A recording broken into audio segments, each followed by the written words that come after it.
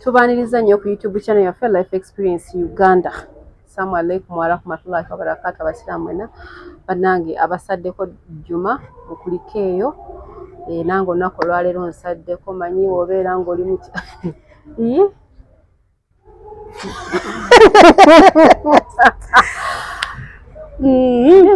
kyoyagala otegeeza siinaamu kadiini wadde. Tugenda mu swawumu enjala naziggyeko bannange ziizino tekuli. Era uzu ngifunira ddala bulungi nnyo nnyini ddala nga Aisha nenga bannange mwebale tulaba mwebale nnyo ddala tulaba abasubscribing abanene n'abapya mweyongere kuba tuleeta ebinyuma tuleeta amawulire agatrendinga tuleeta stories gwe bw'oba ne story eyo nosobola ogiteekawo mu comment ogamba bannange nowaguddeyo kino nowakozewo wati ate nga tuba n'amawulire mangi ku Life Experience Uganda amanya n'eddoboozi nza Asha naava namato bannange mukuliko eyo mu kalulu naye nga Joshi walonze kandabe ekinkumu kyo alondedde waka ku TV mwaba tukubisiza tontabula nemba nga nabakubisiza kyongaba nti nakange kekali baddeka akaluluko kikulu kandikoze 40%. Nze nina bennonda era bennonda bemanyi nina bennonda simala galonda muwawa silonda fwa so nina bennonda era bennalonze masha big up ate Joshi atawe omukwana ate oba otumanyiddemu silonda muwawa by the way you know amanya abantu muyina Uganda kyogere muyina akati Uganda tulina akati mutinkatinka nnyo kati bwe walonze bayiseemu tewali gwe nalonze yagudde ekigo batumenyere buli gwe nalonze nasoose nenonda President Museveni oshegedde namulonze nange President Museveni ju ye namulonze mullo eyetta silonza kajanja olonda muntu agenda kugasa omuntu angasa gwenda byekubye abaganda bagamba gwalabyeko mwana kati ojja kuvaana eno ogende ng'ozunga ogenda olonda ebisasalala ogenda ofuna obuzibu so what you have to do simple londa abantu abakugasa abagasa eggwanga abalina bye bakoze byolabako nze era 7 ju awo kwesiva bozaako ne ku bantu nno basabana banyaba batulaba mugamba mutya how we doing hope everybody is doing right everybody is doing good wherever you're watching from or streaming live or watching subscribing tubagala nnyo bakyali baffe ab'e Bulaaya ab'e Uganda ab'e Bambuka ab'e Bugwanjuba ab'e Buvanjuba mwenna bwe mutulaba ne tuba tusimbudde Life Experience Uganda Josh MC the only amplified king around town Kampala Uganda omwaka mwaguyingidde n'amaanyi kati ati gwe kyoba omanya kino ekisanja bakiyita biri ebibadde simanyi yakuna muceezo simanyi biki kati kino bakiyita batyo kino ekisanja bakiyita kukola oshegedde oba kufuga kukola ate nakufuga kati ate mu maaso awo muwooza ajja vice president vice president Muhoozi Kainerugaba nawe kati nawulidde ajjanga president agenda sooka kwaganga president agenda kujangani vice president agenda kujanga vice ne vice president bamulonda oba bamulonda yemulonda bamwapointinga so kati tata yafuga anze Muhoozi era nawajja kuba president akanga akalina serious bano baveeko bagenda namuwawa nava akanga akalina bannange lwakombe nalonze bonna eyansaze yabadde omu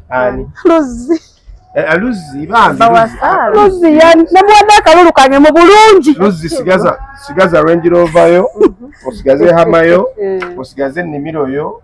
faamu yo ne Salai's Toro akufumbira ekyenkya atulako kakyaya omukazi afumba emmere ewooma nashibuza ku bantu kyesooka okubagamba naye mukuliko omwaka omukadde ate ne twabagukulika badde balwana nabo kutuuka ku mwaka omupya mubale kutuuka ku mwaka omupya ate twebaza Mukama atugutuusizaamu kuba bangi betuleseeyo mugulye abatasobodde waliwo nakola olunaku lwennyini ku ssaawa 6 ogw'ekiro abakomaawo ekitegeere so oba wagutuukamu guno webaze Mukama alhamdulillah twebaza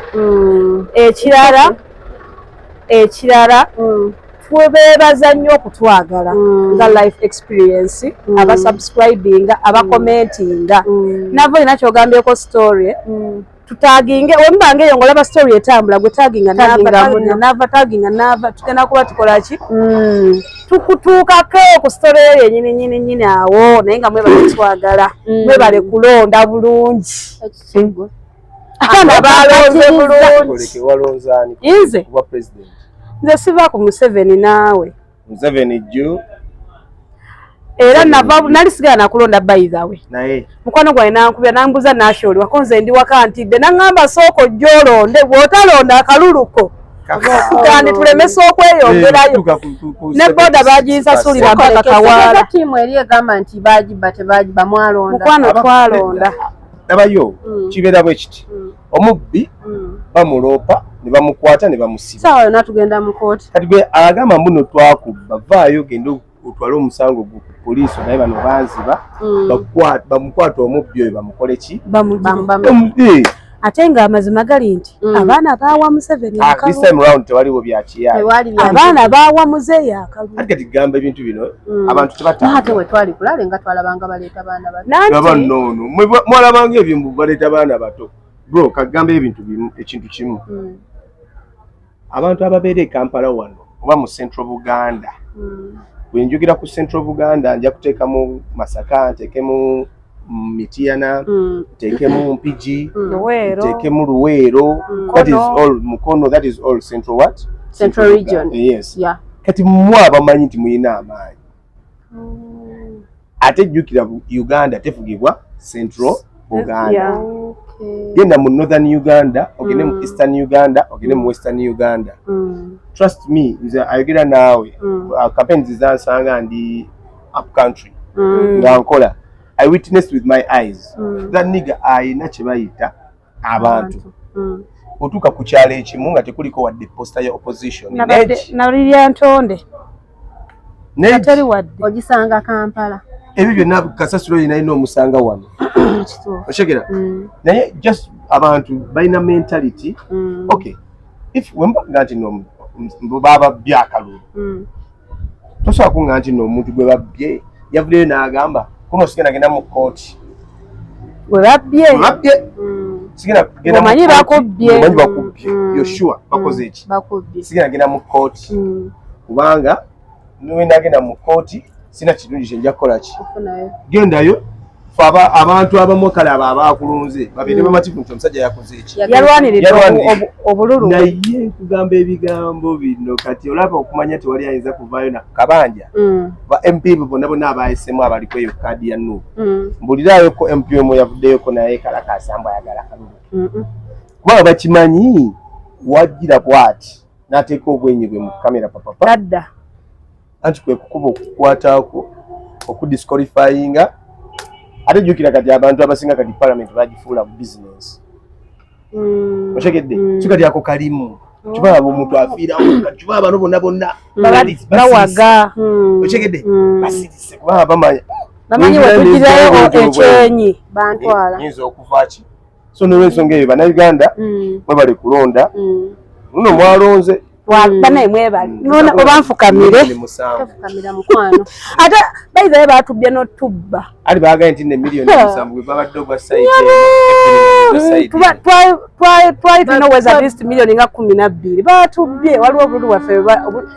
obutatuuse miliyoni 21 kale ogatteko kale miliyoni 21 tolako miliyoni 2 abatalonda okay otoleko miliyoni 8 kale obwo bwafa otegedde kati balance asigala batubye naye kyonna kyekiri kasa twayiseewo era tutambula mu maaso by the way n'ekirala ku kintu nga tuze mu politics akalulu kawedde okulonda kwawedde bane buli omu addeyo ku mirimu gye buli omu addeyo ku mirimu gye it is only one day like this neno osanga oli nga yayombye noono kyokka nga ate olunaku lugenda kukyanga olulala waliwo omuvubuka awe site zaye waffe yava bulungi ewuwe n'agamba agenze kubanja kalulu nakati akyakabanja teyadda abavubuka tubakubiriza serious bamuziise yava ewuwe n'alekawo omukazi amulinamu abaana 2 n'agenda abanja akalulu okubanja akalulu teyadda bamuziise wabweru weeru akyakabanja kalulu. So kati embeera gye tutambuliramu ogenda kubanja gw'obanjiza ye akabanja kyekibuuzo oba gw'olwanira ye ali kwerwanirira famire yo agenda girabirira ng'ovudde mu nsi byonna tubirowoozeeko before okufuluma amayumba nga tugenda mbu tugenze kubanja. ekyoba omanyi aba foot soldiers bali eyo beekuba bagamba omusajja anti omanyi kati waliyo abamu abategedde amazima ababuuse bagamba nife tugamba muno tugenda kubanja bwetubanjiza aliwa vayo ojje ku fronti anti kati wakigayo bagenda mukwata olina ate nga bamukwata yakoze oyo propaganda wammwe nga bamukwata yakuziiki osonga wange olinga agamba nti ndiwe nati gwe kyotulaga ndi wayero olimba ate ffe tetubalinaako buzibu katebe kayero. It is okay. President afuga eggwanga afuga owa Nuupu n'afuga owa FDC n'afuga owa PPF n'afuga owa kiso mwina tubaagala ate tubaagala muno akalulu kaluma ndi bayero egwa akalulu kaluma kati nedda kati olaba kati wa president gwawedde naye ekirungi by the way I was so happy nti this time round abantu balonzezza buvunaanyizibwa na like na kulonda who is going to work for kubanga wotunuulira abantu be badropinze out of parliament I was so happy first and foremost Lutamaguzi bamusudde good ako katiki ne bajja ku Ssemujunganda number 2 ne bamusuula eyo tiki katuli timu emugwe muwanga kivumbi ne bamusuula wange wabulira bali wano bantunya tegera ne bajja ku olaba ne ba ministers be basudde okay ng'abantu abamu parliament bali bagifuula wakawa makaaga no olaba last kulonda kuli okwaggwa abantu bayolondesa omuyaga anti yali weevungeze tukole kino buli omu akole ki awali hatikinga abantu ne balondeswa omuyaga ne tulonda bye tutalina kati saawa eno buli muntu yagambye be twalonda ku luli batukoledde ki kati nadda ku lupapula bw'ati ng'ali mu baafuuye n'agamba naye nga abo abasajja be bajje mu parliament babadde bafuula parliament makaaga kati gwongamba mbu Museveni atudde ku bufuzi obadde mu parliament for 20 years why don't you live out nova mu parliament kyekinnuma era obadde kyennyomberako Museveni aludde aveeko gulwa kitovaale mu parliament kati abo Lutamaguzi omanyi ebbanga lye bamaze mu parliament muwanga kivumbi oshegera so olaba bavudde mbawummule baweeko ne ku baana abalala kikyasi nabo bato wabula omuntu eyannumya okusigalayo ali omu nabadde njagala aveeyo ne mwankoze by'abantu b'emukono senga mwansuulidde ennambooze naye Joshi lwaki olaba Joshi muli ba mitima mibi nedda naye nambooze akoledde ky'abantu b'emukono naye munnange bamwagala soko mbuulire kikyabakoledde naye munnange bamwagala olaba basooka ne babanga abaagala obutamulangirira nga emukono yatabuka mukono yatabuka n'abantu basatu ne bafa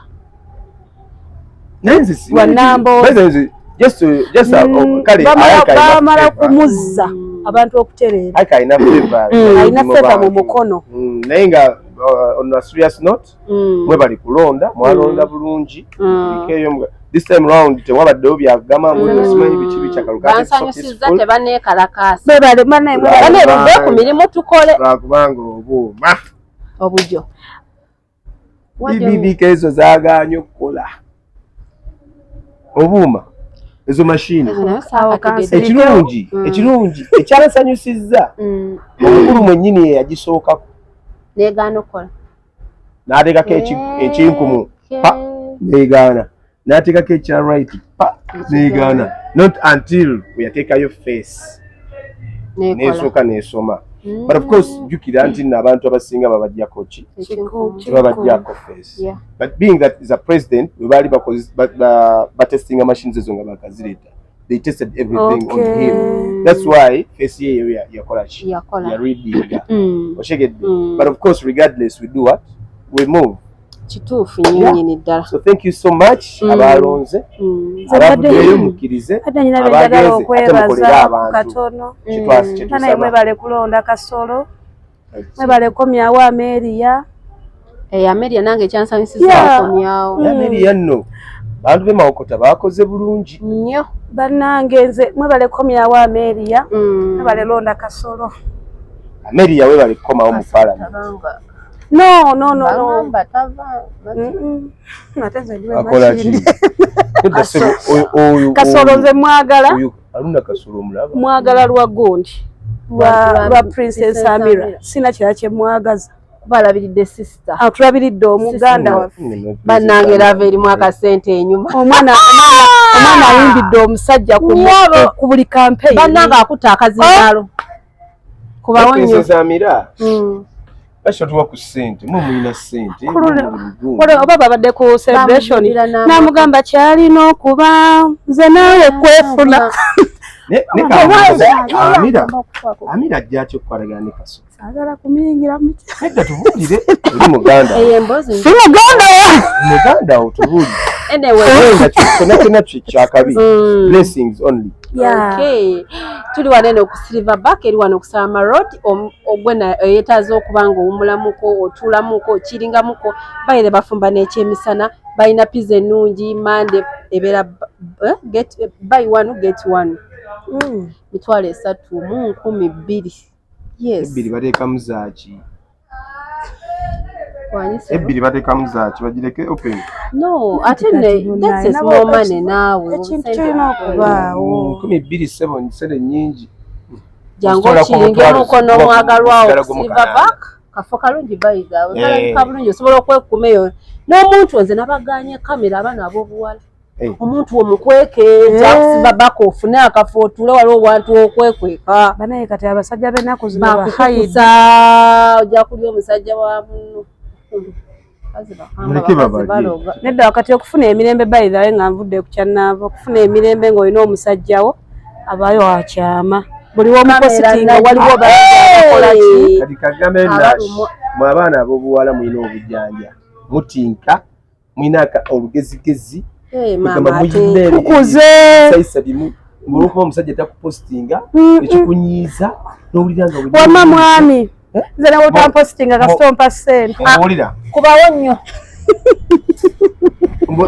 omwana ayinza okukolera omulenzi bayinza okukola ka vidiyo ng'alina omulenzi n'ayogereramu ebigambo mu ka vidiyo ako omulenzi kale n'akapositinga nga n'ajjamu eddoboozi ati tuyinza oluyimba naye bannange era lwaki bajjamu ebigambo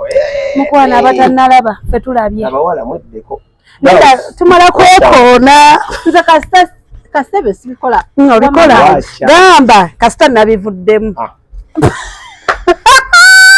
Muve ku kyongi balekere. Nedda ekitufu gamba kasita nabivuddemu kuba badde obikola. Neba nekale nashi nawe paddeyo olaba ffenna tubiyiseemu ate nga ffenna tubyana omusajja bannange teri muwala atayagala mulenzi omupostinga abalenzi tebitulya nze noba tompostinze kankubulira amazima postinga mukazi gwenjagala ku media mulimba ate abasajja balina akakaze mbu sikupostinga akuba nkwagala nga mupostinga abalala nsenza gwepostinga oba tomwagala oyabira kyali wange owaawa nze nsobola okupostinga kyali wange omuwala ne sitapostinga girlfriend wange bayira we Nash ondanko nga mpostinze omuntu right namupostingako bayira nesiriddamu nakomako oyo nampostinga because nali wuwe nsobola okumpostinga nga mbeera naawe naye just a boyfriend tuna sijja wuwo tojja wange nga bikyali byakye nga npostinga never ever ati obwo bujanja bwammwe abawala nkyoyagala nkuteke ku status yange nze amoke kati nze mpa ssente ddani okumpostinga ate muba muba mututunzizzaaki mukwano omukazi awo naye program aletudde tube mawulire wabula mwe bagaayi mwamanze bakyali bayimbabuulira abakazi abwe bano bansaba transport bano bansaba data bano ebyakiyaye nnyo byakisiru temubigenderako ate n'ekirala omukazi tolina muwa ssente zirya abaguzizzaaki kikyabaguzizza gutyo bumu kati awo kutonolera abasajja lwaki tozimpa bakiwandiikawo nti nno like nkugula nti onebakeko thank you kati nze bakimba nzikuwa nkugula kinkwekeko omukazi what is omukazi ekisinga okunyera abasajja aboogera bwe batyo be basinga ozita kati okola mukazi we labayo kati oli kuwalya badda babanno abasajja bange baleeta gender balance kyobalaba omukazi otula naye ku ntebe ng'ayambadde empale n'omusajja ng'ayambadde empale gender balance anyway nga tumaliza ku nsonga eyo Josh ensonga yo ntuufu nnyo oli mutuufu nnyo naye otwonoonera abasajja sajja amma mwebeereremu abasajja beberere mwebereremu ku bakazi ate abakazi ennaku zino bayaaye n'abasajja bayaaye mwe mwatuyigiriza abaana ab'obuwala kano kambalekera abaana ab'obuwala omwana ow'obuwala yenna woba oyina omuntu wogoli oba oyina omuntu gwe mwekwasaganya kamera esooka eveewo mugenda kudiba e Bulaaya mugenda kudiba e Kampala mugenda kudiba buli because watulaga omuntu ate omuntu gw'otulaze dakiika 2 mwawukanye oba munfuna okusinza omusajja ate olaavu ya social media obuzibu erina naava nti buli woosirikamu bwoti nga topositinga nga bagamba mwekyaye mwabadde ki so olina kiipinga ng'okola ekyo kyewabalaga okuva mu ntandikwa nze naava wabankyalo banti mulaavu nze mpositinga binnyumira era omuntu olina okuntegeera nti kati ono bw'atyo naye opositinge ndi mulaavu nti opasinge bakukyali lwaki nze nayiga ekintu kimu naava olaba nze nembeera omwavu ate lwembadde omwavu lwenkola make-up lwembadde omwavu kinaba olaba kiyige buli wooba omwavu tolaga bwavu bwo ku face sinabawala fekka abantu bonna tolaga nnyo mbeera kiringa we najja nenkukabira naava si buli muntu ayagala omukabira si buli muntu nti ayagala okumanya ennaku yo ne mukwano gwe omukaabira ennaku ate nadda emabega n'akolaki n'aseka nze lwembadde omwavu nkola make-up nenjayo akagoye kange singa okwagala nenyambala nenyambuka kati mpaka ku maini nenkomawo naye nga mundabyeko okitegeera so ekyo ekintu wotweteekamu n'ebyo musimanyi musajja lwakukyaye lwotula mu buyimba bwa laavu ng'owaana n'ogikuba nkwetaaga opositinga bwawalumbeza mpulira mbozi zammwe mwe abawala abeerimba otwonoonedde abasajja mpulira mwe abeerimba ate bwe bakukyawa nolyoka otula mu nnyimba za laavu nati obutalaga nnyo nsi mazigagokaidawe nensaba kangimalirize tulina ne programu namba Josh ku byayogedde Josh mulina abakazi ababamanyiiza ssente kati mwenga muziwulira ekyo kituufu omulabe kyankwanyemu naga no but you just show me where is it treated that okay it's a man who's supposed to give a woman ekyo kituufu naye nze sikuwa where man we have ladies who give us money you understand omukazi ajja kubeera awo agambe wagwan baby mugamba you know what I need like $5 oshegedde agambe no nze kubule kati right now trend eriwo you don't have money please don't come to me me don't because I have seen shit and I have done shit okay abakazi mbankuwe banku bino ebyakuteekawo obuteesi muno okwogera kujjewaka ompe sex what is sex man that's bullshit you understand if you don't have money don't come to me nze nkubuulira seetunda of course seetunda but of course you know if I nash osobola okubeera awo nga oli mukyala wange you understand nga nina mu shit gye ndimu you get what I'm saying nega baby you know what man ndi mu shit waneno naye soka ompeeyo $20 awo oza okungamba baby ninawo 10 let me send 100 otetenganye kituufu but not all the time kubidde baby olina sirina I'm broke kyokka ate nkyo nkubiro ngambe mbu njagala $5 njagala $10 njagala kukola nviiri njagala kukola njala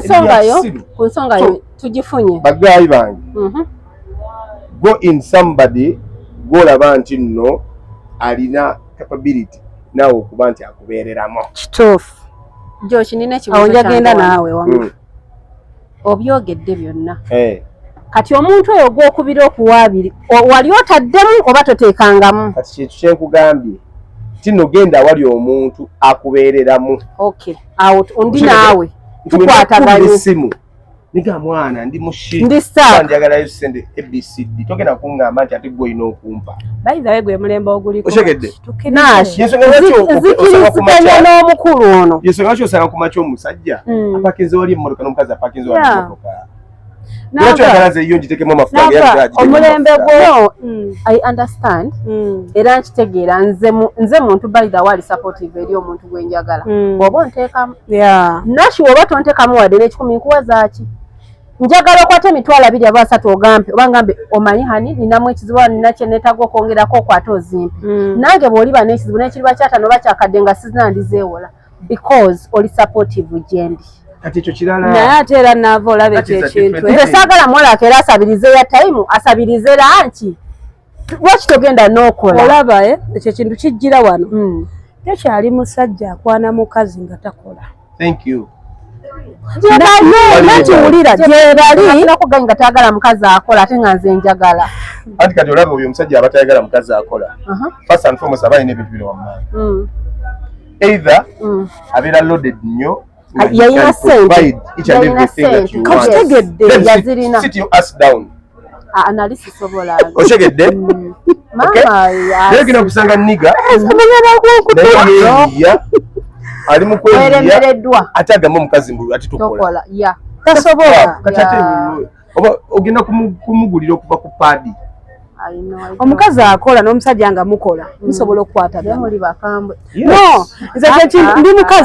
ndi mukazi njagala okuweebwa naye tesaagala kuweebwa awatali okitegeera boyfriend oba bbaawo oba fiance kyonna kyekiri akukwanya oba yakwana oba akwagala naava wolyo you have your own business omusajja wajja eri nakwana ng'olina bizinensi eyimiridde naye afuna amaanyi g'omusaba ssente wagenda oziteeka ng'alabawo dani omuwala ali ewaka n'ez'okulya ewaka nga talina kyakulya nze ebintu bino wammanga eno 2026 rules that governs my relationship first and foremost don't call me mbonsaba sente z'enviiri that's crap don't call me mbonsaba data that's crap don't call me you want to see me I send you transport that's crap okay don't call me mbunjala simanyi nja kukola njala simanyi njala ennuma simanyi wagwan that's crap nkubira essimu ng'ongamba bibi omanyi ninawo nene ekintu kye mbadde njagala okulaba kyendabye wano naye nga ndaba wenakifuna kigenda tugattako tugenda tyati waliwo engatto gye baleese empya gye njagala okay mpuliriza so 2026 ndi mukambwe muko by the way and I'm serious kituufu bakazi bo bagambe bakitegeere gwali alowooza mbuno neepikira waagwani simanyi bikyalo waliwo neyambuza nti oli comment nagiraba jangu ng'omazeeko bakubuulidde anti sigenda biddamu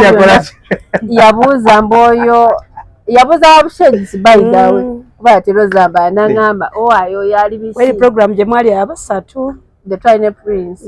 nabuuza mbu ndi single mukwano me being single I have a reasons why I'm like this if you don't have the necessities that I need abantu oli singo waawa abali singo bakufaanana sokoleke okay nashisoka osirike beetwale wammawulira yagamba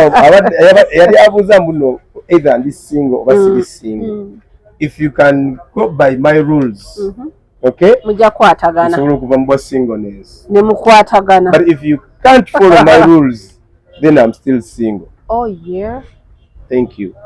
so yanza nyose 2026 nashakira kumacha na kwata akasauke navuma mu nyumba nagira nakola nange nekwata empale yange nefuma mu nyumba ningina nenkola bati ati gugu yagala nzimba ate nze njala nnyo omukazi asharinga bills by the way oshegedde ennaku zino by the way biza kukyebulaya anti omulungu mugenda ku date my dear. It's not about Bulaya. That's the trend. That's how things move. Man, to have an analog. We are on digital world. Why do you want me to go with you in the restaurant or somewhere else? Never can kuza ekibozo. Nze nguza amafuta g'emmotoka. Nze nkugulidde olugoye lw'oyambadde. Nze nkusibisizza oluviiri. Nze nkozesezza makeup. Likyali wange mbali n'okugamba obunene. Nojja kunkyawa. No, gumwambe. Era olidde like we have spent like 150 or 200,000. Everything. Now we mention is it is on me. oba ogenda kumpaki Josh abagenda kuzaalawa kunsanyusa hawo Josh bakuzaalawa gamba ekintu kimu bakuzaalawa eritaliimu ssente nze I cannot even get lwaki obuuza gye bamuzaala Namugongo Kyaliwajjala bano badde manyi Masaka Road by the way my home village Namugongo wano Kyaliwajjala sina kyalo ekyo kyekyalo kyange nawe nva wano wendi nengamba nti ngezeko mu kyalo bangeze Namugongo so kati waliwo abamu balooza mbu enjogera yemasaka no right now tuli ku bintu ebimoving forward anyway oli mutuufu nnyo mu njagala ngamba nti no ogula emmere ewaka zikansasule rent okyegedde naye tukangula amasannyalaze zikansasula amazzi okay nawe kansasule school fees ogule upkeep ko omwana kukuluma tugenda ddiba ate kati mbagamba ebigambo bino abaana bala kati byo kirekera awo kuba okubye nnyo mukwano togenda saagala mukazi mwavu abakazi abaavu abakazi abaavu go to hell. Let's share the bills. Abasajja abakopi anti mubawuli. Yes, let's carry kambere omukopi. But abasajja bannanga abali bo bakitegera kyenjogera. Eriyo omusajja nga wa mukazi wo buli kimu. Kyekiri kye nagambye. Nti no nze wembeera nga gwe mukyala wange.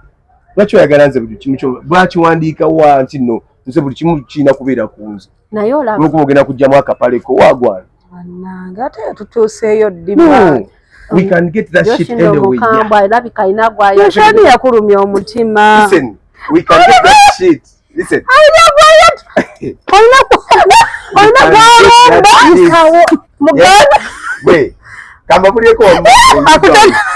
Wait, you guys outside there, don't think that your nikas are very worth it. We can get that shit from anywhere we want, at any time, at any cost. Okay? So that thing that you hide inside your nikas is not so important to us. If you don't have something, you don't naturally take kumeza because you're going to jambo simanyo mpe sex. That's crap. You understand? So njagala oberenga nawe oli eyo manyi how worthy you are kumusajjawo. Bamwe ebintu by'ekisiru byobeerako ebyo. Mbuno simanyi nze nja muwomera nnyo. That's crap. Nava yogera. Shegedde? Yeah, that's what I'm talking about. Ze bamuli damma mwe bagayi ba.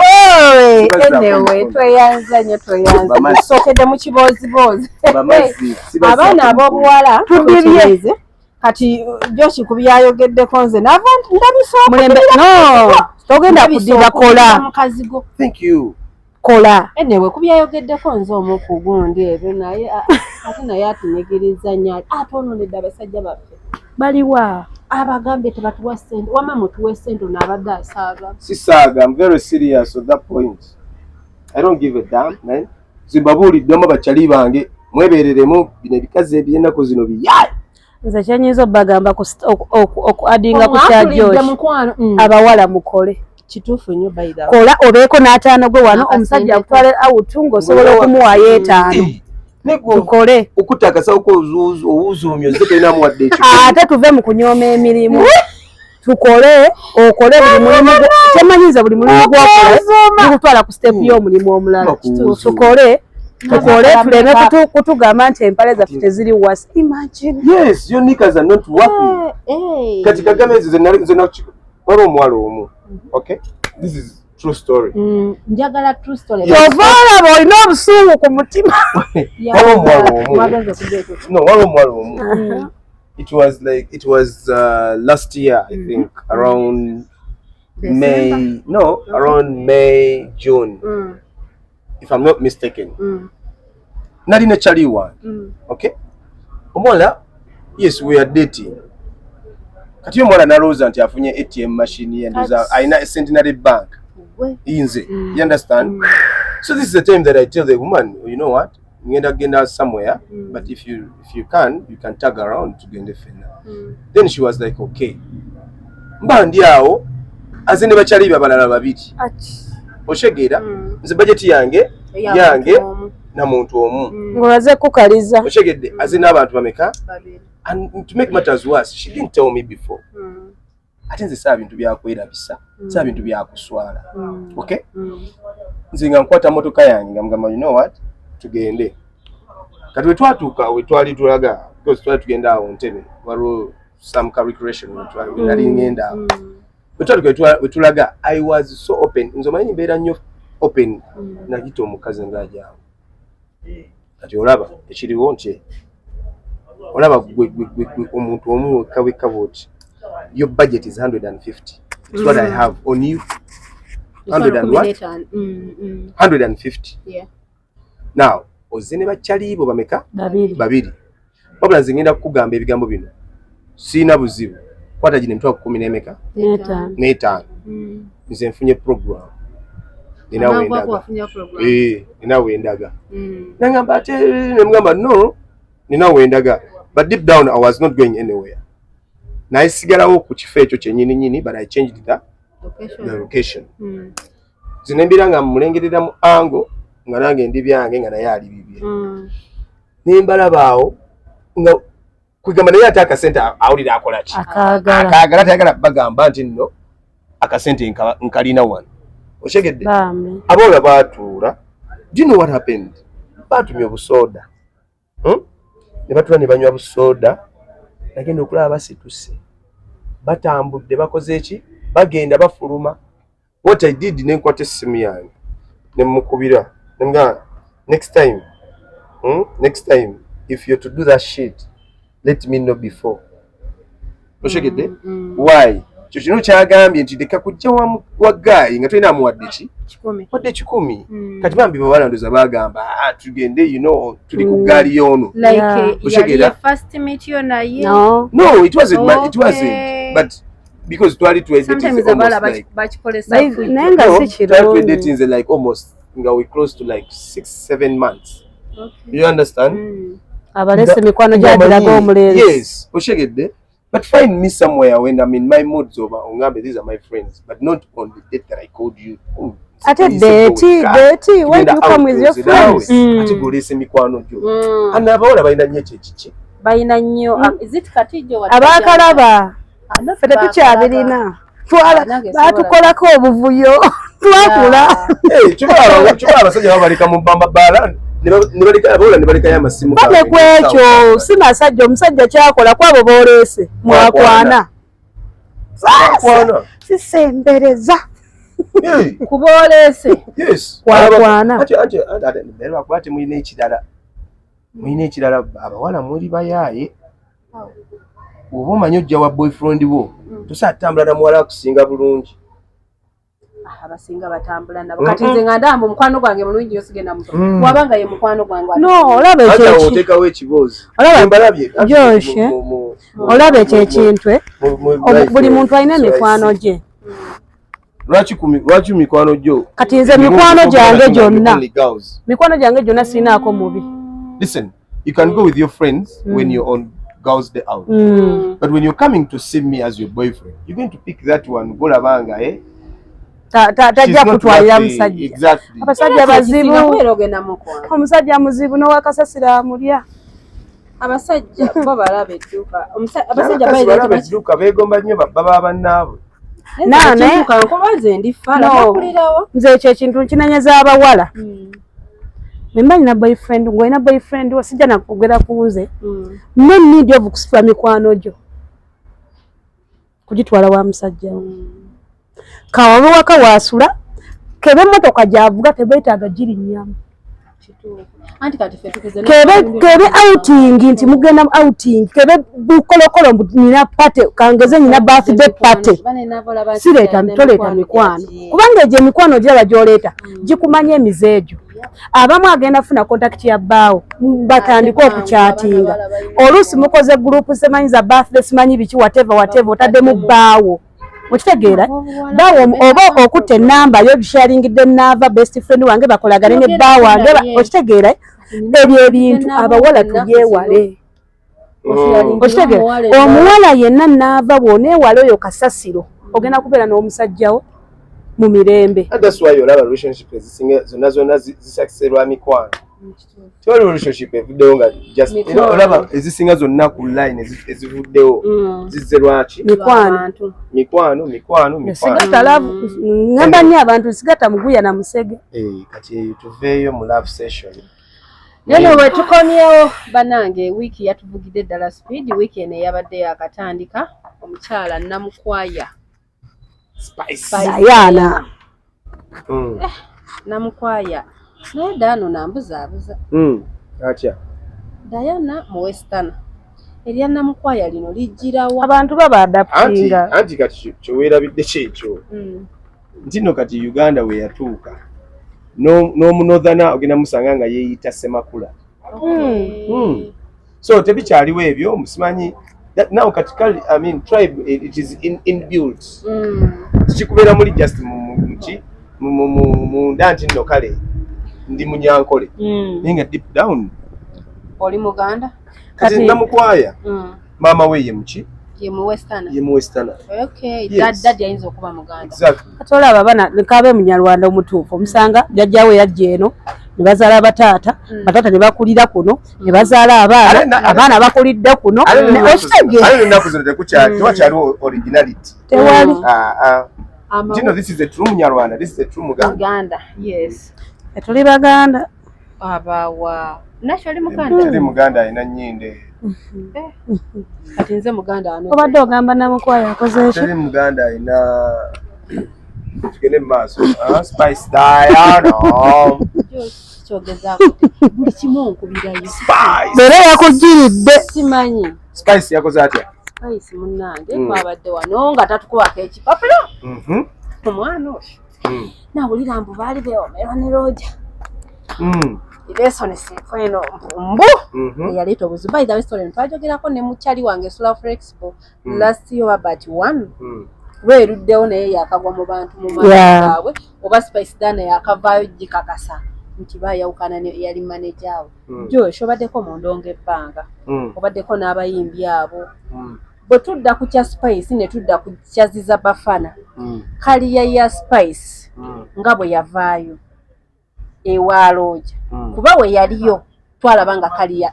moving on saawa zino tugiraba eddiriramu ate ne tujjukira ekya Bafana nti ate we baali naye yali agenda mu maaso ate wano kaliya tegenda kugwa because of okwawukana kwe ne manager we kati Spice Diana advantage gyalina nti mukazi okay being that she's a woman ate mukazi mulungi buli musajja gwe yali yeetaaza okubeerako naye asobola nga ayagadde so when we tudda ku kya career sometimes it is also favor or luck nti yes Roger abaddewo era bakoze ne bakola of course Spice we yali by the time Roger we yafunira Spice yali alina obuyimba bwawo bunsanuula naye nga takola ki nga taliyo nnyo waggulu truth be told Roger akoledde Spice okay amutaddeyo but time come buli kintu kijja nekikola ki kiggwawo tewalina bakiwandiika nti no lifetime Roger Spice Diana bagenda beera bonna paka kufa so when time comes nomwaba ti nomanyi kati kyetukoze kyekyo kikola ki wano abantu bagamba Shiba weyava ewa Roger ewa Jeff agenda kugwa right now she's up there moving on so me nkino okukyusa mu management ekireetera muntu kugwa nti oba bino ebintu bitambula bibiri favor ne luck okay ziza Bafana we yayawukana we yali yakajja ng'ali ne yiya Mose bakola endongo yaabwe and they were sound they were splitting bimuna going but ways Roger n'akwata ku Bafana n'akuba yiya Mose n'agwa okay Roger ne bakuba ne Bafana naye ebiseera bisinga kizibu nnyo okumanaginga omuyimbi okay omusajja ku musajja ne bawangaala okay you mean nti manager okuba n'omusajja yes I understand nti no time etuuka n'omuyimbi naye n'atandika okwetegerera ngawulira tekyawulira manager byamugamba kubanga amanyi yayimba yali mu kamera ate musajja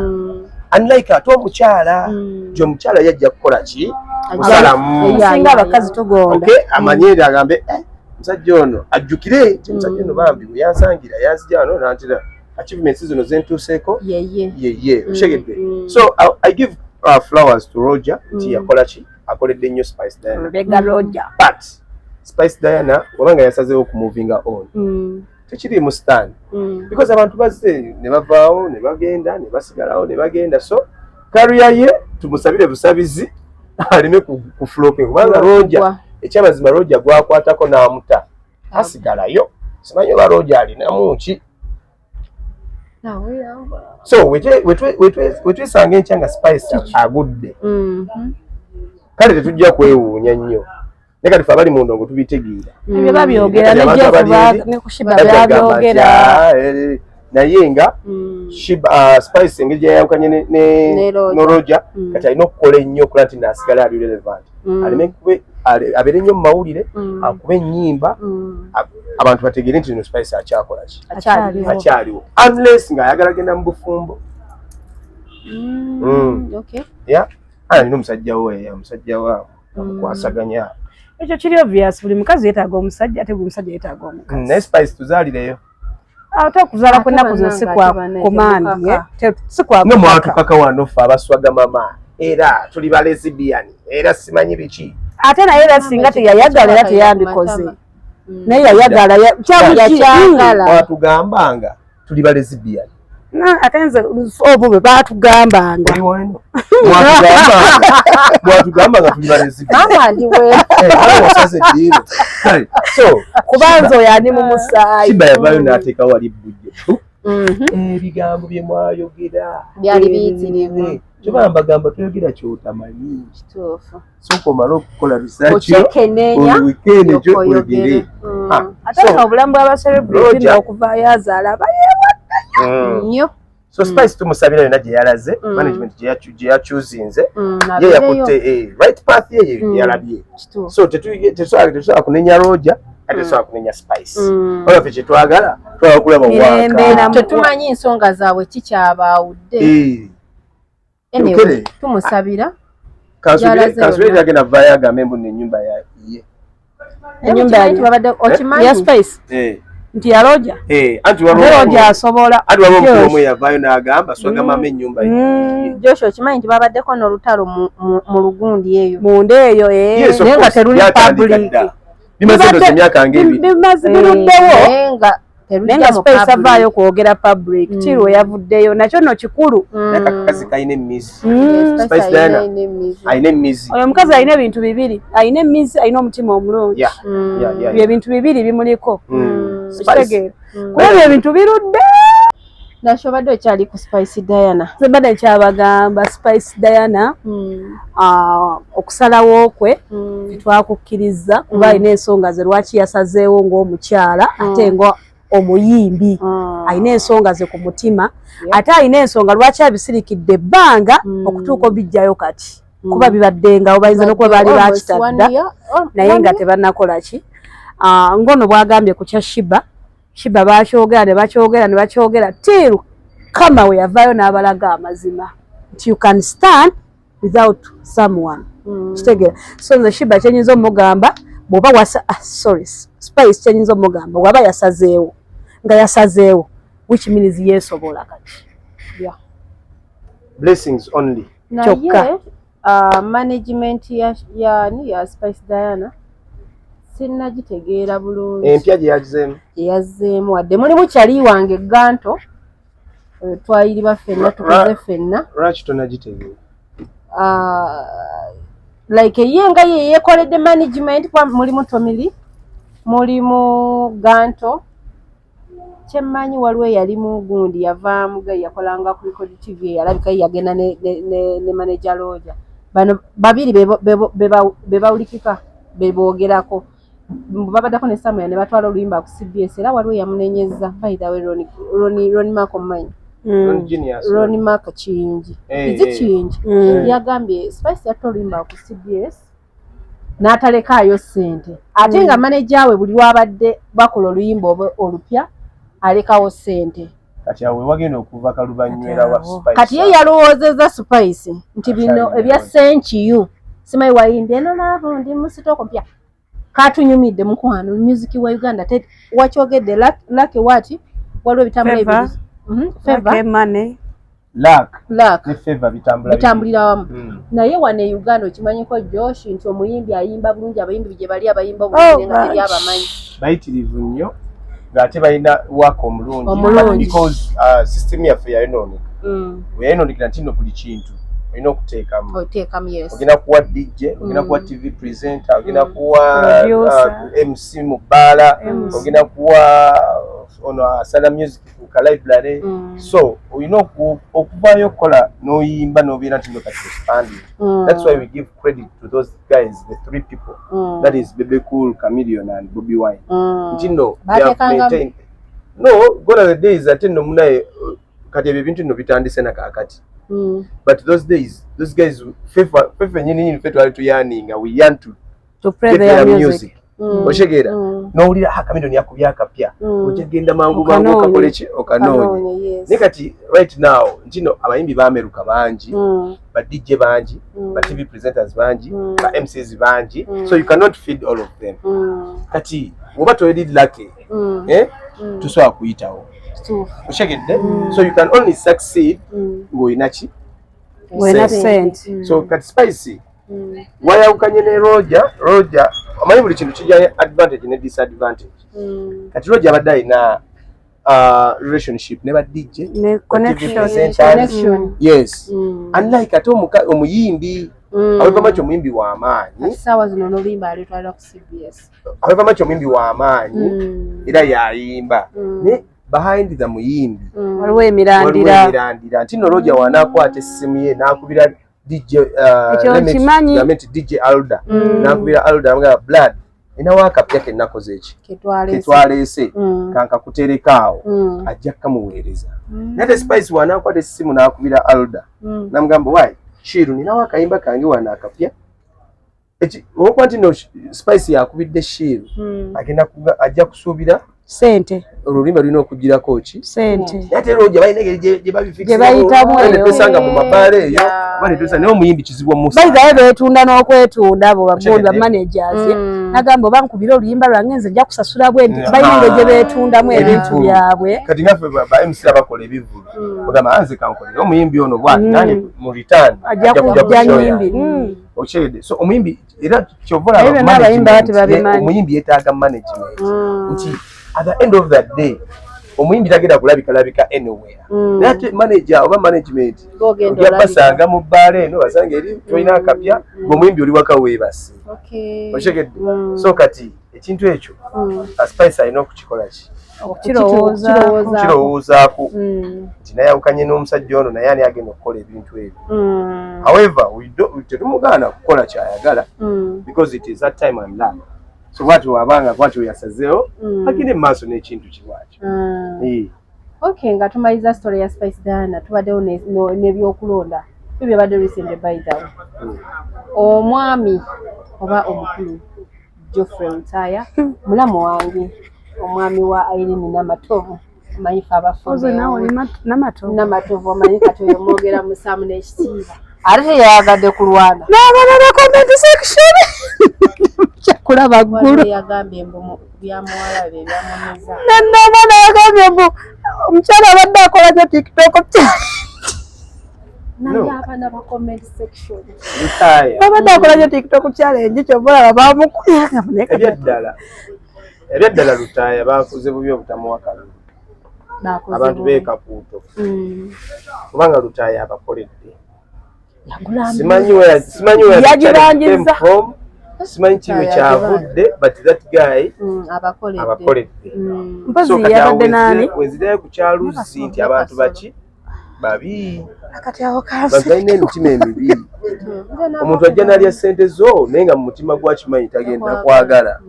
Lutaaya akoledde abantu beekakuuto era abantu beekakuuto muli babi nnyo gyenkomeza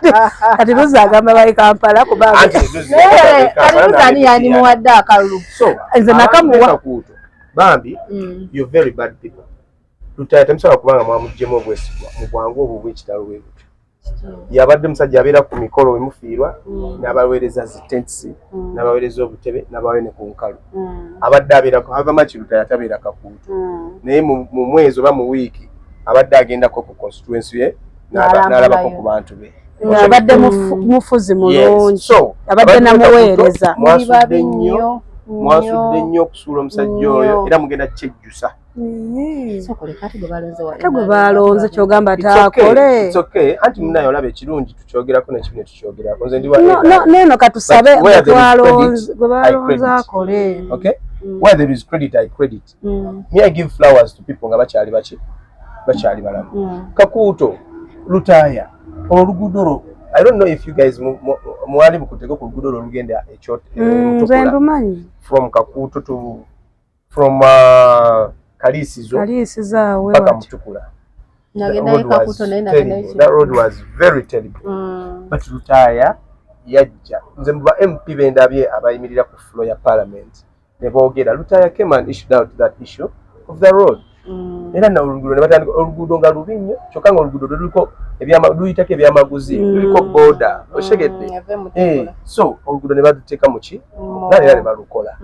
oshegedde so kati nze wennenyeza abantu nti abantu be Kakuuto mugenda kyejjusaamu awo mwasuddemu wadde yayiseewo wange wa kibiina kyange naye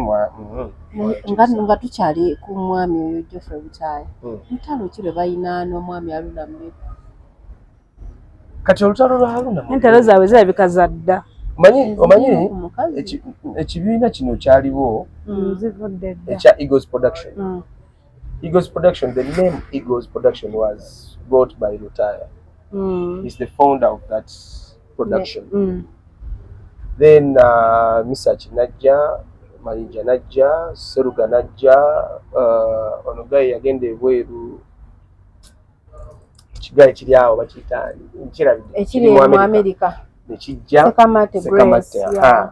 so ne bafominga ekibiina ne batandika okuleeta abawala abo Irene Namatovu Kusasya Stasha and all that so ekibiina nekituuka time nekikola nekikula ekibiina kyakabinga anti nga ova ku Afrigo Band odda ku Eagles Production awo ne wajjawo split ne wajjawo okukubagana awo ekibiina nekikola ki sasika ensonga lwaki olaba Geoffrey yasigaza erinnya lya New Eagles oshegedde nasigaza New Eagles nga ki because that name was brought by him now kati issue ejja mwe mugenda kulowooza nti no byabakazi kati yene empalana yava dda kuva nga bakyali mu Eagles Production naaluna okuvaayo okola ekibiina kye yes Eagles enkadde naaluna yalimu ate abantu bategerera kitooke yonna yali mu kyali Haruna yali mu kifansalira mu Eagles mwe yatandikira oshegera so n'akola ki n'avaayo oshegedde ebyo byonna byonna era okuvaayo byonna byonna yali ki it was because of him oshegedde so bazze balina kyobala occasions nyingi nnyo zotalabyekaani Lutaaya ne Haruna naye ng'ate Lutaaya mulaba ne Misaki kyobala ne twali kugulira namubirwe ekintu kya Geoffrey Lutaaya okubeera nti nno alina olutalo ne Haruna olutalo lwabwe situgenda duteeka amanyi balowooza nti no byabakazi si byabakazi ebyo byava dda mu kuyimba ye kwegamba ye yasigaza ekko ku mutima ani mulamu wange Lutaaya awo biva mumaaki bano bannebbo baasala endalinga bakivaakirawo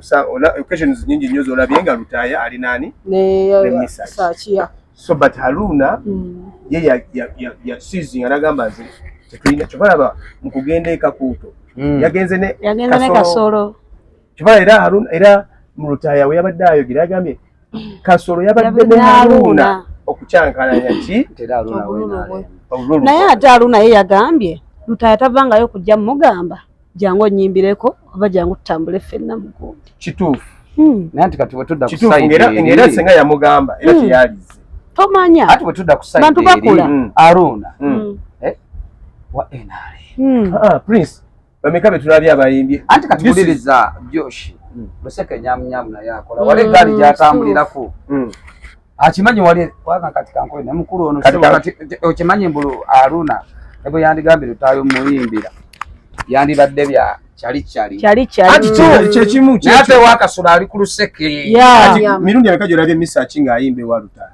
ani ayimbyeko Walutale papa ebyapretix yateekawo nga papa Misachi Semakula papa Misachi Semakula tali nnyo mu bintu bya politics yes ayina ekitiibwa kye weyeeteeka by the way n'abamu emabega kawo bamukolako interview nga bamubuuza side eno n'eno agamba nze ni muyimbi kituufu kyalina okola ng'omuyimbi ate nasalawo mbeeri kyendi kati zikakkaniraawo so sijja kgenda nnyo kuba nze kati mbirabanga bammwe ng'omwana bw'alaba ekintu nga tajja kusobola kikozesa mbirabaawo naye ate ye Aruna ali ku Luseke nyamunyamu ate nga lumukolera lumukolera ne bwembeera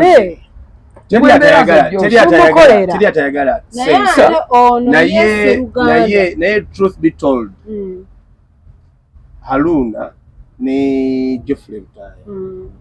Lutaya made Haruna believe me or not ekituufu if it wasn't for Eagles production kituufu kubanga because they welcomed him Haruna Misachi yamuleta bwe kiri ayita Misachi oliko jjaawo chegedde and it is reality so senga Lutaya yali tayagala Haruna because he's the co-founder of Eagles production yali ajja kumuganda oshegedde yali ajja kukola ki kumuganda so guys waliwo ebintu bye tulaba kiki kye nabagamba last time nti no esente zino tugenda kuzifuna leero nzifunye nzikozese ziweddewo and there is what we call relationship oba brotherhood unlike let me tell you something nze ne Prince sente zijja nezigenda yate omukwano gusigalawo oshegedde kati Lutaya ne Haruna Haruna ne wali badde nti no wa side eri okay era nze no blame njinenyezaani Haruna ne wali badde nti no wa side eri asoka jjukire gyavudde kitulina abana Uganda tulabira nnyo ekyaleero ne tulabira gye twayita oshegedde so in other words Haruna did wrong believe me or not nze wadde mpagira NRM era ndi wa NRM sikiruma yes but nawe oliwe ni ali ndi mpagira bukulembeze obuliko but he did wrong oshegedde oshegedde Prince ntino yetunulidde nnyo sente n'erabira wadi gye yava Seruganda but Geoffrey made Haruna ate nga tuzeeko ne ku kirala Haruna yakoze interview by the way ye muyimbi gwe n'akafollowing nti tamanyi kudamba n'amawulire tamanyi mugatane ku Spice Diana tebamanyi like Spice Mami tebamanyi kwanja nsonga mu Luganda lutuufu bojja mu mawulire ajjawo kukabira aba straight yakoze interview etya ayina interview gye yakoze ate enyiiza obunyiiza kuba kati nga bw'okinyonyodde ye teyajjukira bwa Sseruganda wabula ali ku Luseke nyamu n'atamanya nti after money what next omukwano guno gusigalawo ate kati balinga family so yagambye bamuggyeko akajanja tebalingeereyo ye talina kyeyakoze kikyamu simanyi biki omuyimbi ng'omuyimbi kati nga papa Misachi kye yakola teyajja mu field ya bululu wabula yasigalayo ng'omuyimbi nti okulonda newe kuba kuwedde tusigala tuli bumu n'abawagizi baffe naye kati Haruna n'otulaga nti oli wa yero ate n'obwa Sseruganda ne buvaawo eri munno oba ekibiina kyaliwo kati restaurant ogiraba bagirwanyisa nnyo ne bagamba afumba embizi naye ng'asobola ofumba embizi omusiraamu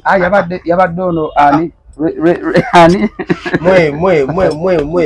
musiraamu byebiri ku social media sebo byekwogera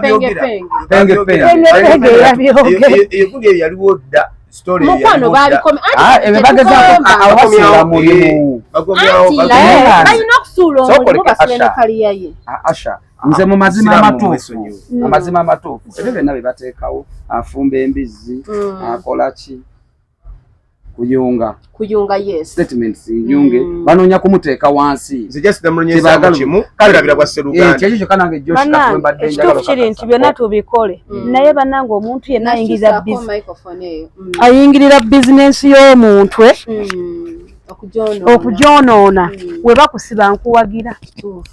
byonna tubikole kuba omuntu oyo gweyingirira bizinensi okugitta tomanyi agizimbye atya avuddewa bizinensi y'okutuuka awo avuddewa omuntu okumumanya nti wongerako ekyemu bangize walumba kati gogamba otya ekyemu atunda embizi astagfirullah imagine abasiramu basibulukira wuwe kandi kati sano kyebajjayo okumulwanya jukira tugenda mu kisiibo kati beba mukuba penge okikulu kati obuzibu bw'abantu bebayina penge ali mu kunuuna bubira bw'abakazi bakadde ate ali wanene amanyira bizinesi tugenda mu amasanyalaze oshegera TikTok ze ne gundi ze Facebook ze ate bino by'abakazi bakadde penge Yoshi nyine bigambo byange binagambye okuganye okuddamu ffe tukyalekana n'abantu bali ku diaspora twagala abantu bali ku bali wano ku butaka 24/7 tusiba ku internet zibira ku internet gasiya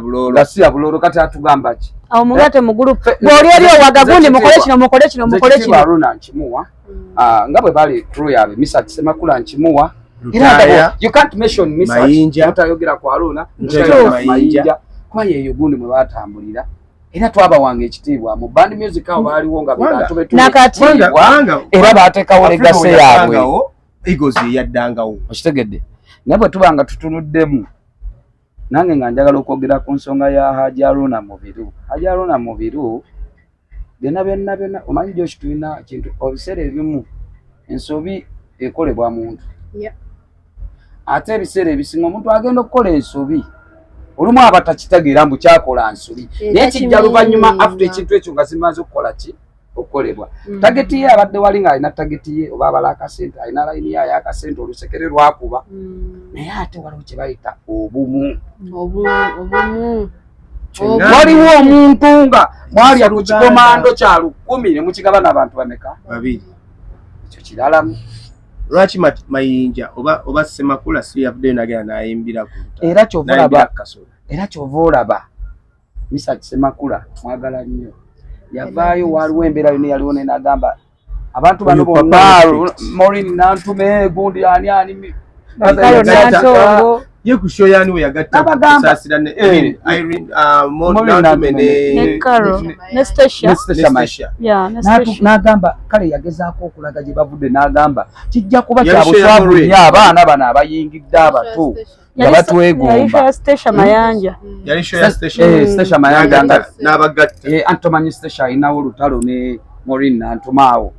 embeera yali awo walina embeera yaliwo kati naye yageza ekyamwogeza ekyo alaga abaana bano abato ababeegomba baleke kuggwamu maanyi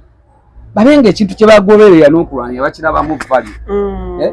ng'agezaako okubagatta era Misati yagezaako okugamba tojika bwe yali awo n'ameshoni nga bonna ng'ayogera layini yaabwe nga bwe batambula n'agamba era nze serena gwe nkubira ssimu n'atankwata nkubira Lutaaya ne mugamba Lutaaya olwaleero njagala tusisinkane n'agamba kaale nenkubira Mayinja n'agamba kaale that is Mr. Semakula ekitiibwa yakyesigaliza erya papa respect so Haruna kyo kye yakoze ku side eri yabadde mutuufu nga yanoonya ki sente naye ku side endala nze obuzibu bwazze ku endi byonna abadde abikola naye ku endi wano okujja bali kulangirira bululu otegera kati awo oyabagala wamunenyezaawo nzigira mu bufuzi abaze babiri ne batandika okuyomba n'ogusamba nze bwe nkuleeta nga nkutadde ku gaali yange olina okubeerawo paka lasitidde ate ebimu webuzaabuzangako gwakasolo nnyo okuva eri ewa aliyeni bigana aliyeni muntu wangi kati bwe begattirawo bona tulaba balyoke bakwatagane aliyeni n'aluuna kituufu era bamukwano ate oli ali musirimu wakuli musirimu enewe nga tumaliriza emboozi y'omukulu naera mwaze muli bakambwe mwaze muli bakambwe ali musirimu akuli musirimu life experience Uganda bwetu bwe tukolera abantu tubawa facts awo nga tuvuddewo ku bantu abakuba business z'abannaabwe Louis Light sawa eno yali ensonga eyo naye Rasta musajja oyo alina omutima omulungi kozi yamusonyiye big up to Rasta baby cool yamusonyiye naye yamusonyiye ng'amukomekkereza bw'ati Louis Light you are still a young girl nsaasira nnyo famire yo nti akatiba ke wabadde okutte kafu nze bebe cool abantu bafudde bangi banvumye bayogedde biki bakoze biki naye sivangayo nenkwata muntu nemusiba naye ng'oyagala okulaba obuzibu nkwatira ku famire oyo Zuwena tasobya ewa bebe cool era byonna byonna byabaddewo senga Zuwena senga Louis Light kubanga era yavaayo n'akola video ng'akuma bebe cool but he did not attack him senga byonna byabaddewo nga teyayogedde Zuwena ku Zuwena bebe cool nakutatanganya business ya munno bebe cool n'agamba ogamba muyina abaana nze nina abaana ate abakuze abategeera social media kati gwe oyimirira ku kamera yo noweetunuzaamu kamerako n'otandika okugira nga okupa business ya mukyala wange ba famire yange omwana wange wabiwulira agenda kutegeeza Joshi katono nnyo nga Aisha Nansubuga tebanamutwala mu kkomera Louis Light amanya tebanamutwala mu kkomera bamugamba yeetonde nagaana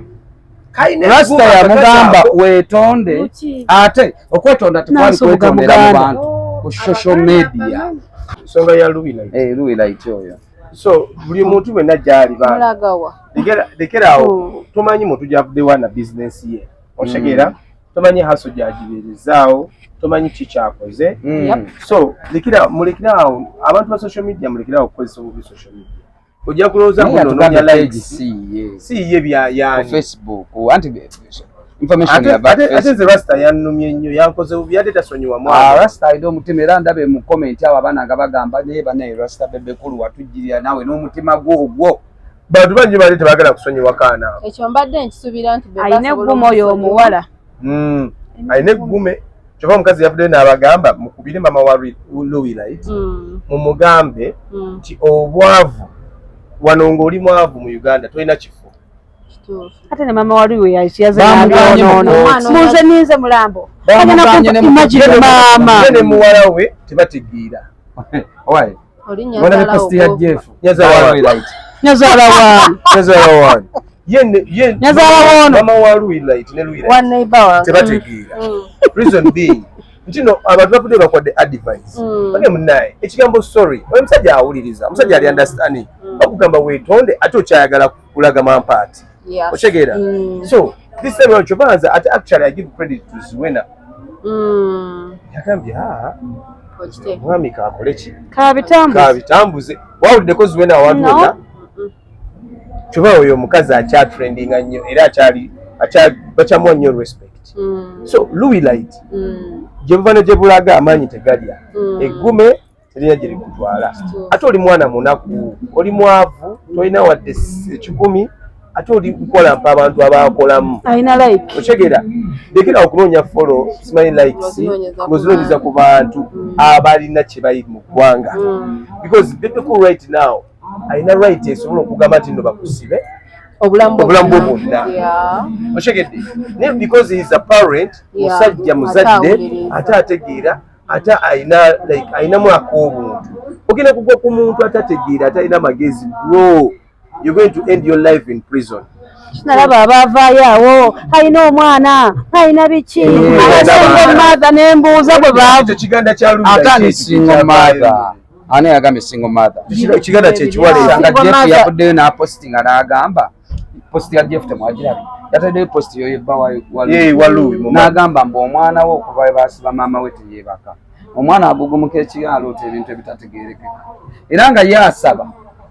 omukulu bebe amusonyiwe ayagala omwana ajje adde eri maama maama Jeff alina nnyazaala naye nga tumalira agomba okubaga tugambye mbuwa oyiiya okukibuga wano siyazalira ddala nze omunamala omulambo gw'omwanange mugumpe eno namugambye agenda fiirayo alayika omanyi abaana abawala ennaku nomupangisa bamaama ne basenga ku mikolo nga tumaliriza ensonga ya Bebe Cool ne Lulight nange nayisanyukidde okubanga Lulight bamusiba ate nenyigira omukulu Bebe Cool lwaki yamusonyiye amangu yandimulese n'asooka n'abonerera akateeka kessira kubanga ekyo ekiwala kiyimanyiira tegina social media omwana muwala tasobola abeera mu kkomera bw'atyo kali amanyala abantu lwokuba mwana muwala no kibaawo era rasita wankoze bubi nnyo Lulight avuma tavuma naye nze mulaba avuma wano yavuma Maama Fula wano yeetakula oyo Lulight avuma kibalaba Deshi yagambye Bwakashuga yabagambye ayogera mazima tino Deshi yagambye ntino Lulight tumubuulirire aganye waba alina amagezi yetondere Bebe Cool ni waba talina magezi abireke Bebe Cool baneze rasta wankoze bubi nange yankoze bubi ekomera sidungi kwagaliza muntu ekomera sidungi kwagaliza muntu naye ate woosukka ekikugunjula kibaki sikomera kubanga babadde basazeewo nga bagamba akomawo nga 2 mu mwezi ogwokubiri mu mwaka guno gwe tulimu ate gagenza okukeera jjo nga batugamba Bebe akitadde era agambye ye ayiga engeri gy'alina okukozesamu kati katulinde embuzi eyo eve mu kkomera tulabe biki byagenda okwogera ku rasta naye n'abaana abakola social media bana muyige n'ekirala wano Uganda ekigambo okuvuma kyafuuka nti banoonya views kwanoonyeza okuvuma oli n'ava n'awalampa omuntu n'amuvuma anti era nyenandeka vidiyo n'amuwamulamula oba nalabye bubi nalabe kakadde nalabye pressure nga alinga agirinnye takyasobola kuwalampa nina omukazi gwensabira kalabika kakadde nina omukyala gwensabira oyo ye waalinyirako ku ttaka ly'e Buganda wano ani senga asidi oyo nanna njagala aliyingire nanayingidde mu famire z'abantu bali eri tetubawa budde omwana yatugambye bazze wano ne bapika abaana eyalonze yabadde Kyaddondo yabadde Busiika yabadde Masaka yabadde Gayaza oku diaspora agamba tukabanja nedda tewalabika vidiyo omusajja yayimiridde neyetuuza omugende wa NRM mumwoce amayumba gaabwe mubatte oba olina obeera oli ku kyalo nga bakomewo ku ground ne mubyogererawa kyebula ebatwete okutujjako intaneti bajja babyogerere wanika bakomewo ku ground buli omu bakyogere nga bali wano ku ground naye baganda bafe aba diaspora tubaagala nnyo naye muli mukisussa aye ne muva ku mulamwa because you cannot come out no inciting of violence ebyo bye mbagamba abantu you incite violence ng'oli eri Bulaaya toliiwo waneeno oshegedde wabula gwe oyagala abaana b'abandi babatte abaana b'abandi babasibe gwenkya ku makyoka era otumye McDonald. Okay, nga tumaliriza story ya Lulight ne mukulu Bebe Cool tuli mu bululu omukulu bali mwenzo bali mutwalaganya era agamba nedda akalulu kange ate nga ne Road Mayor naye agamba akalulu kange so kati kubuli ekintu kimu siri wanupu nenjagala bali mwenzo kabuli daba bali wanupu nenjagala bali mwenzo siri wanupu pozaawe waffe tulina wani tulinawo omwami bamwita anti n'erinnya lye kasaawa zino tulaba abantu babiri Road Mayor ne bali mwenzo bayitawe omanyi kati fokasi y'Abannayuganda ndyerabidde n'erinnya okuba simumanyi n'erinnya ndyerabidde omuntu yenna abadde tawagira nuupu omuliro ogusinga aguteeka nnyo wali eri awasooka kasitatikinga naye katusabe ekitu nemulaba ani akatwala naba bali mwenzo yawangudde akalulu bakyagaanye okulangirira amazima bagamanyi era baagala kubba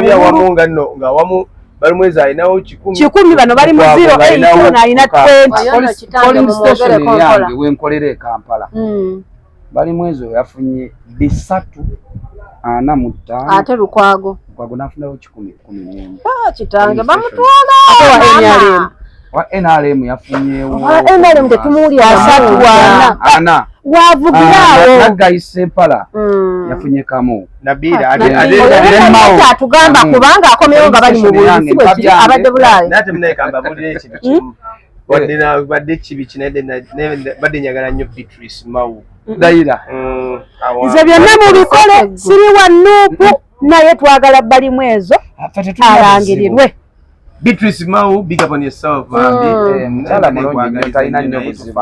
tetulinako buzibu omukyala ajja kujja omwaka ogwo next time nalabye Chicken amusinga tabanga ali ku Lusekenya omwana oyo ayagala watali nsimbi omwana oyo ayagala naye nga ali mutuufu kale tumalirize era ng'olunaku lwaliro tukwedde wano ku Silverbacks eri wano ku Salama Road bannange yeetaze kapiza akalungi oyagala kwoza mmotoka pizza ebeera bayire buli naku Monday buy one get one zibeera pizza 2 so ate ya sente ntono naddala mu abasajja mutugwire ku pizza wakuba waliwo bannange naye yakubye abakazi bootabadde abaami baffe mutugwire ku pizza abakyala bamaama baffe naye era ennaku zino ensangi zino mweyongerezaako polisi tumaliriza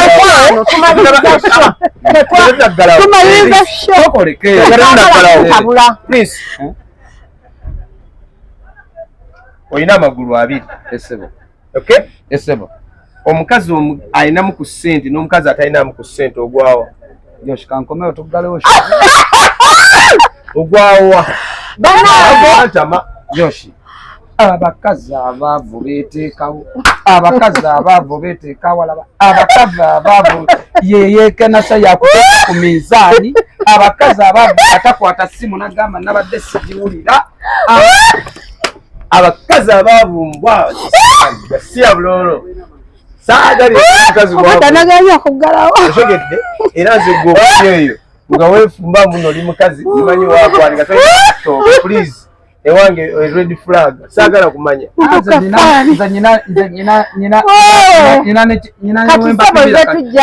nkulabye bweki soka nenkuteeka ku minzaani bwenkuteeka n'ekirala yange nina step yange gyenteekawo kasita togibuuka x abakulu bano bababuulire location zaabwe eziriwa kubanga nabalindako mizaani kyezo tesitingirako akyo kyama oba bigezo ulira muno twetundira basebe ne banyako muge abimanyira lwakuba teyabadde wano ekyo tubagamba kitubagamba kiri kimu ntumirako DJ Muge it is not written anywhere ntino it is a man tonkwatako ng'ovuma abakazi Muge nali mugamba era namugamba omukazi omwavu bamuyita matako wali omukazi omwavu bakuyita obeera matako wali katukole ssente tubalabirire tubaliise tubanywese nanti bye mwagala eyo nedda tubawase ate ekyokuwasa temutumanyire nedda katukole ssente okola ebintu byo tubaliise tubanywese tubawase ngenda kuyita leero nkutwale olye buli kimu kole buli kimu nkere ku makya kubireko nga baby how you doing tubaddewo ebbanga lwenagamba baby omanyi leero bwenzijewo sijja kugamba direct kuba mbadde nkimanyi mukyala wange era buli kimu nkikumukolera era muwe ebyange muwe buli kimu kyayagala bwenkera kwankya nekwa baby hello ninamu obuzibuzibu naye sijja kugamba mpa sijja kugamba mpa obadde omweza audio obadde oyogera omuweereza abaddewo kyembagambye kyennyini eyo kiba kikwatako okukakatako okuŋŋamba oh baby tofaayo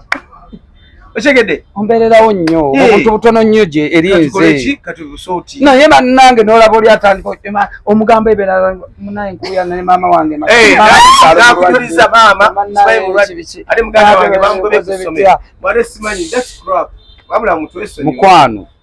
nze namugamba era DJ Muge lwakuba tali wano ne DJ Muge yonna gy'oli big up namugamba omukazi omwavu abamatako wali Muge yafuna omukazi alina ssente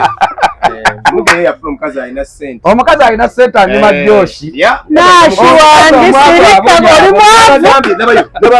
nabagambye wano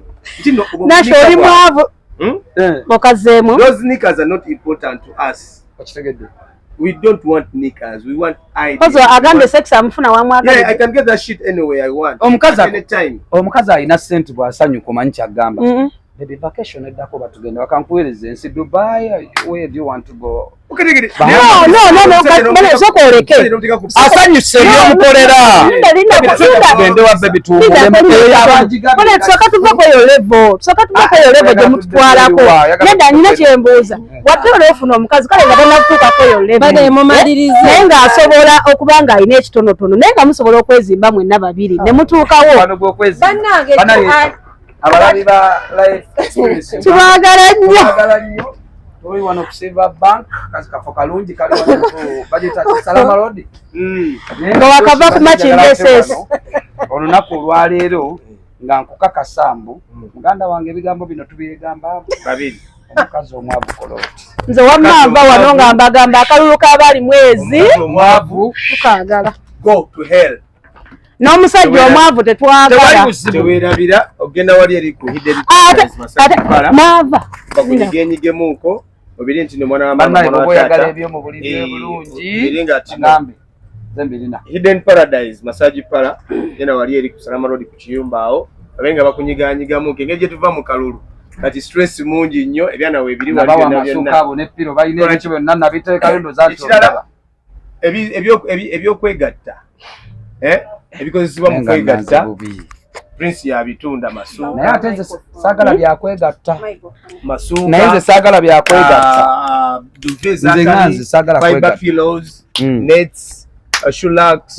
everything that you need to be in your house Prince waneno yabikwasaganya era alina ebintu bingi nnyo oyagala suuka ezimalayo oyagala duvets ezimalayo oyagala pillow fibers oyagala towels nets ennungi byonna bikozesebwa mu nsonga zakola ki Chanalisha Beddings UG era ffe tubibatuusaako byonna naye nga tuli wano abalabi baffe aba Life Experience Uganda mugende mwongere okusubscribinga ku YouTube channel yaffe tujja baweereza tukyabaweza ebirungi ebinyuma ndi wano ne timu nga zinawa ayagala ka makeup akalungi bamwitaani Ashanava ayagala ka makeup akalungi akataliimu akatayiika omanyi abakazi bano basiru Yoshi nze saagala mukazi wa makeup ati ulira lwaki gamba ebigambo bino waliwo abukuba makeup nga waki omusana n'atuuyana nawe omulala akoleketa yenna bwati oshegedde so oyagala okufuna ka makeup akalungi yesu omukazi wakeera ku maca ne mugamba ng'ofuuse soboleke wamutwala ekiro nga kalandala ku maca bwe nga kalandala anti wulira ekiro bwe twali twekwata mu vidiyo eyo ate tewaliwo kirimba ng'ezo simanyi filters ne mugamba how comes ofaanana bwoti ogenda okulaba ekyedda n'ekyaka kati bifaanana kakati bw'amaliriza naŋŋamba like wakwagwe tewakitegedde yadde makeup katinda kwano nga ngenda mukwano bwe yaddamu ng'agenda akazaako amasavu kati kyobalaba naava wala akola makeup bateekawo before ne after otegedde before ne after so kati ayagala olina okuba makeup bagole lindako bagole bano simanyi bakwanjula simanyi bano bayimbi simanyi bino biki genda bugenzi wali eri ku New York building emakindye ogenda kulabaawo osangewo gwe bayita Nava Asha makeup agenda bakolako ensonga abere nga azikosa makeup etakulukuta tayiika ate umwekuba osigala kyekimu tobera after na before okategeddaako so ladies and gentlemen that's what it is senga giradi tukwagala nnyo oli wakabi nnyo tukwagala nnyo wali Salama Road Katuba naye nga gwe kyonna ky'oba oyaba simanyi bano bakazi simanyi tebaasika simanyi bano bakazi tebalina mazzi simanyi nnoonya mazzi simanyi bano basajja size ntono simanyi bano basajja nkubakamu simanyi no basajja simanyi business zagootana byalemera kunze simanyi lubaale wange saamutereza singa giradi takubuzeewo wali ku Salama Road Katuba stage geno munoonyeeko ensonga abere nga azikola ki amma mukyala Prince nkwagala nnyo najjo oli tokozesa makeup nkwagala nnyo baby we sign out. Pick up on yourself. See you. Life Experience. We love you. Till next time.